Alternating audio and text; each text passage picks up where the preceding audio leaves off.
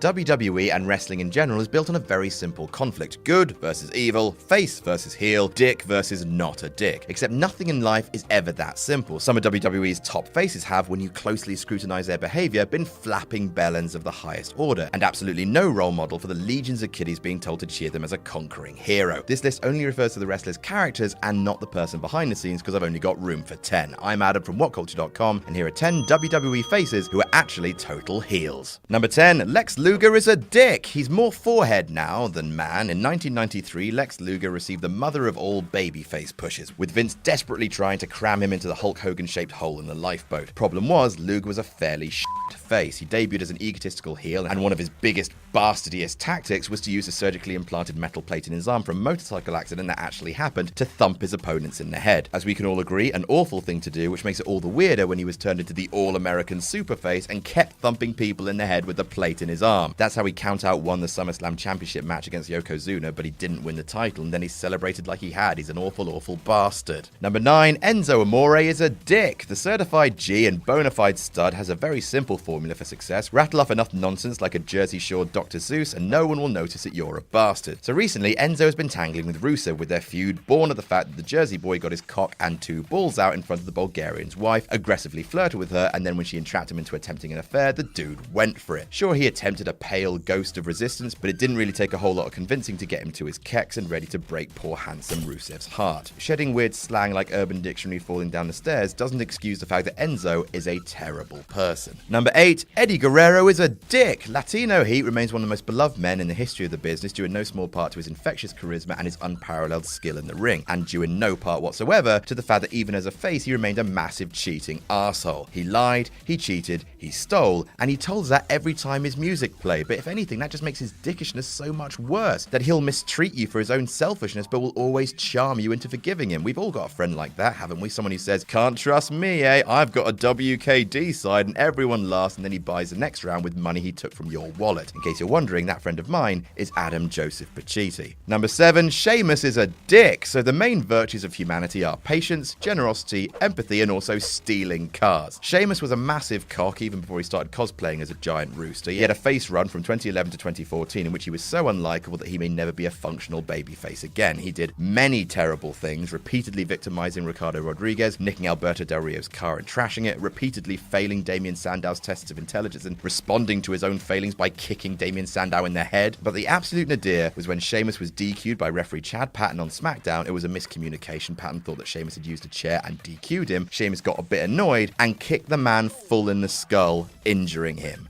Your babyface, ladies and gentlemen. Number 6, Shawn Michaels is a dick. HBK has always been a bit of a knob. It was the fundamental building blocks of his character in the mid-90s, even as a face. Hey look, everyone would say, here comes Shawn Michaels. He seems like a bit of a dick, gyrating and dancing and generally being insufferable. Even when he graduated into Jesus Shawn, he still hadn't quite left behind his knobbing ways. One of his best feuds, the 2008 Chris Jericho feud, was kicked off by HBK being totally in the wrong, faking an injury and lying to Y2J about it, but he somehow got away with being a wonky person because he's one of the best wrestlers to have ever lived. Story of his life. Number 5, Roman Reigns is a dick. Now, I'm going to do my very best to try to get you to dislike Roman Reigns for a second. I know you're not comfortable with that, but just hear me out. There are 2 things that babyfaces just love to do in WWE: treat women who enjoy looking sexy like garbage and crash weddings. Ruru has been the subject of severe mistreatment by the faces the past 12 months, and after the happiest day of his life, he deserved a chance to celebrate marrying the ravishing Russian, only for it to end in cakey tragedy. Seriously, what kind of animal crashes someone else's wedding reception? A big dog, that's who. Out came Roman, who called Lana a mail-order bride. Then Rusev defended the honor of his wife and paid the price for it, which was being beaten up for months by an arsehole. Reigns is not a best man,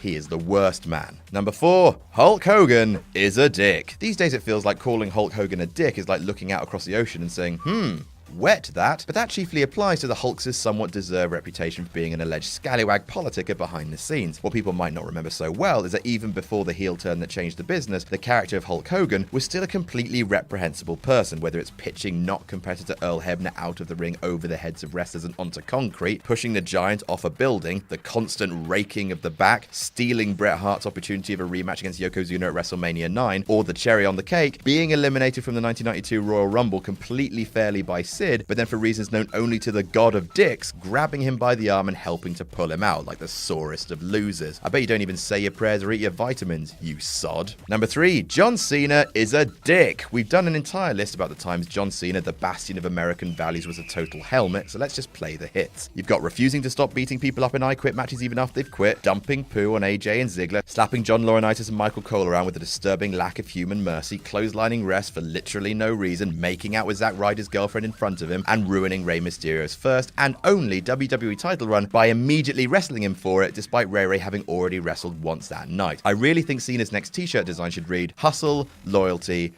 you. Number 2, The Rock is a dick. Is everyone who refers to themselves in the third person an utter dickbag? Adam Blompier certainly seems to think so. The Rock is a pitch-perfect example of a total cock getting everything he's ever wanted in life by being funny. Seriously, The Rock, let's call him the cock. The cock has always been a loathsome bumhead. He's constantly arrogant. He absolutely screwed the Big Show at the 2000 Royal Rumble, and he refused to accept the fact that he actually lost. He belittles all of his colleagues constantly, and of course, he's the third babyface on this list who had treated Lana like shit, openly accusing her of infidelity in front of her poor husband. Utter Brahma bullshit. And number 1, Stone Cold Steve Austin is a dick. Well, surprise, surprise, possibly the biggest face in WWE history is also one of the very worst people to have ever lived. I mean, okay, Austin isn't that bad, but for someone who was a hero to literally everyone, he did some awful, heinous bollocks. The character is a horrible bully, stunnering women left, right, and Linda. He committed hundreds of thousands of pounds worth of property damage. He beat up a defenseless Vince in hospital and shoved a plastic tube up his ass. Stunned the Tough Enough winner Andy Levine for no reason. Ripped Steph's top off on live TV. Called Muhammad Hassan and Davari sand people. He really did that. And the crowning glory, he made Vince McMahon beg for his life under the mistaken belief that he was about to get shot in the head with an actual gun.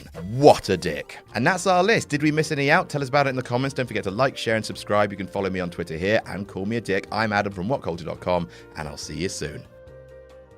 We're never going to stop doing magazines called wrestling. It's time for issue 4, the first magazine of 2017. And to celebrate, we're looking back on the wrestling year that was, including end-of-year awards for best and worst matches of 2016, best and worst wrestlers of 2016, best and worst feuds, and many more. Also, a gigantic career retrospective on AJ Styles, Dixie Carter's crimes against wrestling, and how WWE should have booked the road to WrestleMania 2016, written by this section.